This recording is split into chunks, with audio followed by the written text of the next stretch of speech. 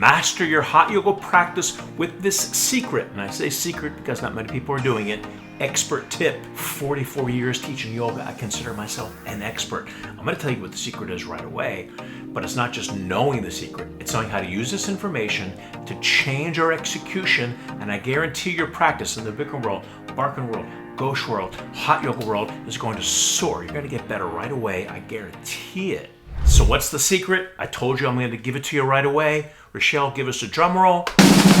Rochelle's my editor, by the way. We must continuously move within the pose. How are we going to execute it? How are we going to use this information to change our mental state? And I'm going to show 4 poses that will beautifully and perfectly illustrate what I'm telling you about. This concept, this secret tip that I don't see very few people are actually implementing, is going to be the magic formula to take you to the next level. I guarantee it. Oh, thank you so much. But before we continue on, if you're new to the channel, please consider subscribing. Hit the notification bell. You want to learn all about hot yoga, flows, tutorials, factoids. Hit the like button and the subscribe button right now. The first posture we're going to look at is standing bow. Now you have to move to get into the pose. You pick up your foot.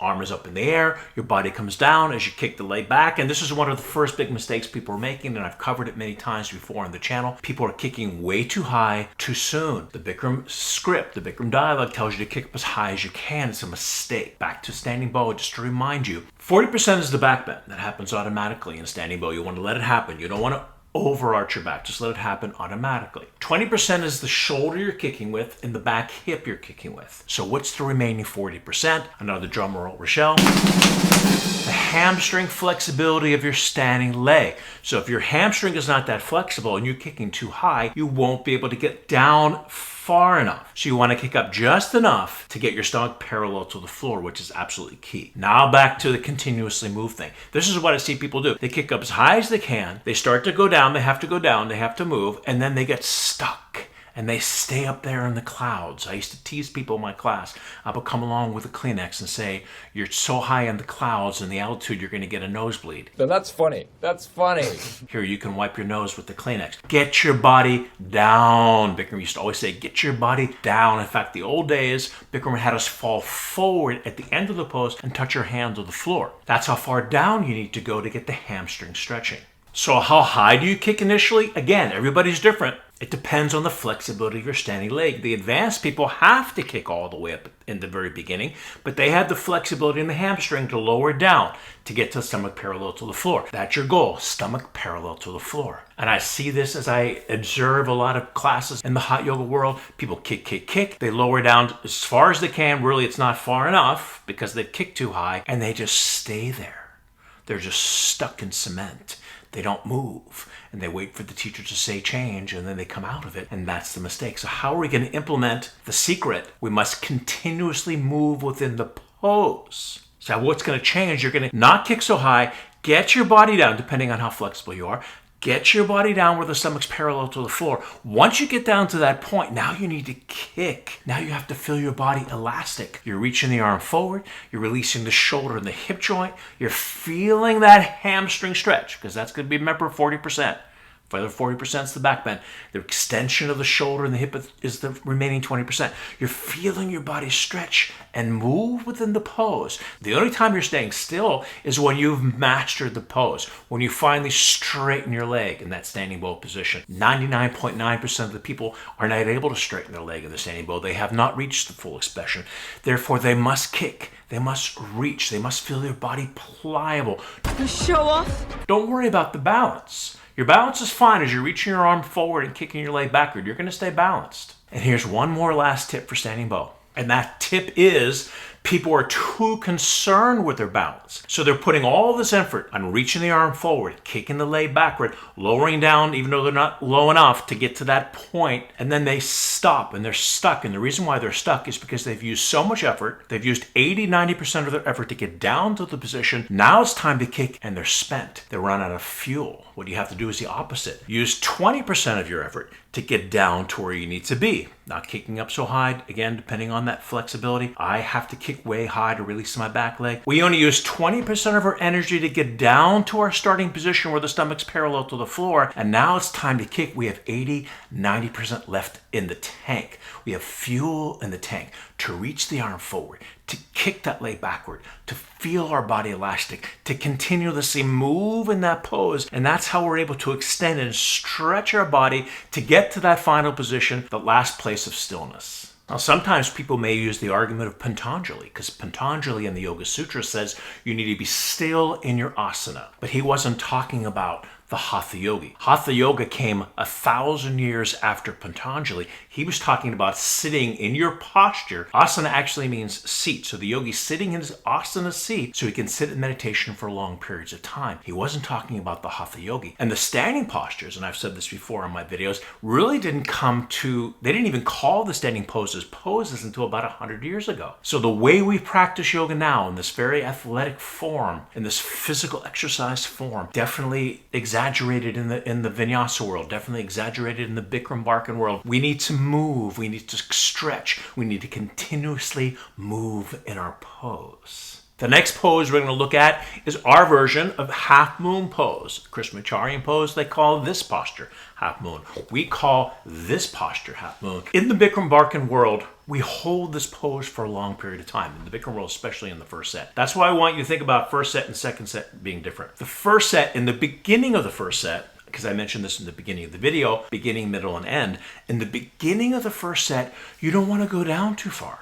One of the biggest problems that I see people make in the hot yoga world is they go too far too soon. You start going down too far too soon, your body's going to react to protect itself. As soon as that happens, you're stuck. You can't move anymore. If you're tenacious and you just stay there and just try to cowboy up, you may hurt yourself. If you don't have that mental attitude, you're probably just going to have to come out of it early. But if you start out slow and easy, the body will now understand what you're doing.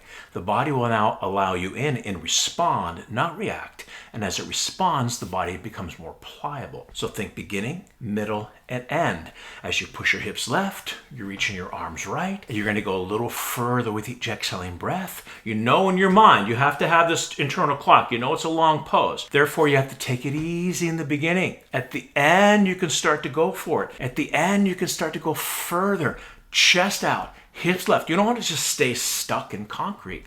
Once again, you need to continuously move within the pose to get to that full position, that side body stretch position. Next pose, another favorite in the Barkan Method Hot Yoga YouTube channel, standing head to knee. Now we'll talk about two sets again. Many people, and I've talked about this recently in this video, make sure to check out this video after you watch this one. What happens in the first set, many times people don't even kick out. By not kicking out in the first set, what's happening is you're not giving your body, especially your upper leg hamstring, the two sets to stretch. Just by holding it in a concrete motion, you're creating more tension, creating more stiffness for the body to be stuck there in concrete, frozen in time. Even though it's a hot yoga world, people are frozen and standing head to knee. We want to be able to kick that leg out in the first set to get that upper leg hamstring a chance to have those two sets, to take advantage of those two sets. Otherwise, you're really just doing one set. You don't need to hold the foot and not kick the leg out in the first set. It's going to create more tension and slow down your progress. One of my students in my class today,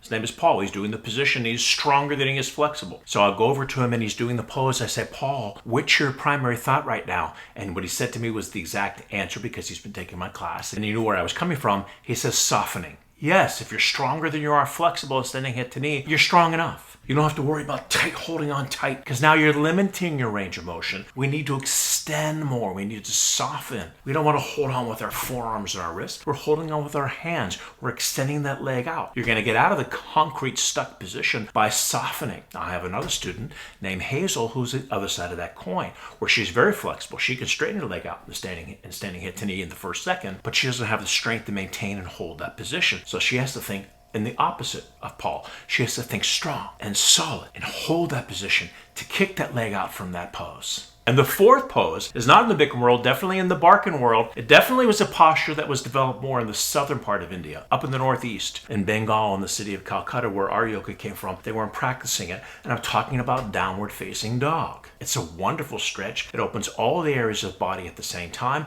Why do they call it downward dog? Because if you have a dog at home, the first thing the dog does when he wakes up from a nap, he goes into that pose. It's his tendency because he's on 4 legs. Because human beings are on 2 legs, it's not our go-to. But when we can implement downward dog, it's a wonderful way of stretching the body. But now we're practicing downward dog, and I see the same thing happening as I look around the world, as I go around the world and teach classes. People are stuck within their position. Now that you're in downward dog, you have to, once again, feel your body elastic and continuously move within the pose. Your chest is working down toward your thighs. Eventually, straighten the legs by pressing the heels to the ground. But here's a tip for downward dog. If your hamstrings are tight, you may want to bend your knees a little bit to keep this back straight. But we're continuously moving and stretching. I remember I was doing this pose once in taking a class with Rodney E. We became friends on the Yoga Journal circuit, and he came over to me while I'm doing downward dog. He kept saying, a little bit more.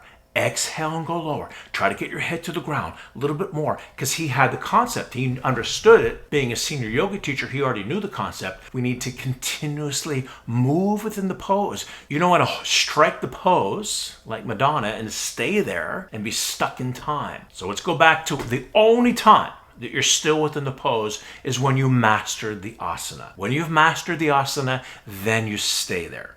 For example, half tortoise. A lot of you can do half tortoise. You can master the position. Your forehead's on the floor, little fingers are touching, hips on the heels, and you're there. You're going to stay in that position. That's an easy pose to master. Ideally, we want to get to that point in all the poses. But when we do finally reach the full expression, the advanced full expression, then we stay still. But until that happens, there's a lot of energy, there's a lot of effort. We must move continuously within the pose. That's how our body is going to change. That's how we're going to move to the next level. We feel our body becoming pliable. We feel our body elastic. We're going to stretch. We're going to go further. It's going to transform your practice, guaranteed. So that's our episode for today. Thank you so much for watching. If you're new to the channel, please consider subscribing. Hit the notification bell. Any comments or questions, put them down below. I'm happy to get back to you, and I'll see you at the next video. Bye, guys.